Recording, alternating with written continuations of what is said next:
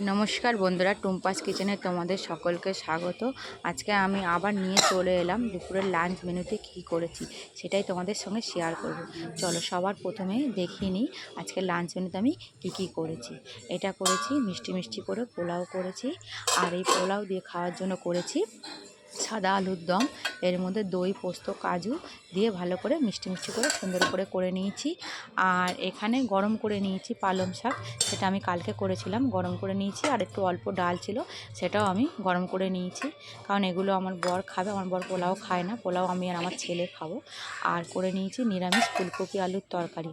আর একদিকে ভাতও বসিয়ে নিয়েছি, ভাতটা আমার হয়ে এসছে। ভাতটা হয়ে গেলে আমার লাঞ্চ মেনু রেডি হয়ে যাবে। তাহলে বলো বন্ধুরা, আমার এই লাঞ্চ মেনুগুলো তোমাদের কেমন লাগলো? ভালো লাগলে অবশ্যই একটা লাইক কমেন্ট করবেন। আর সবার কাছে আমার একটা অনুরোধ রইল, আমার চ্যানেলটা সাবস্ক্রাইব করে দেওয়ার জন্য।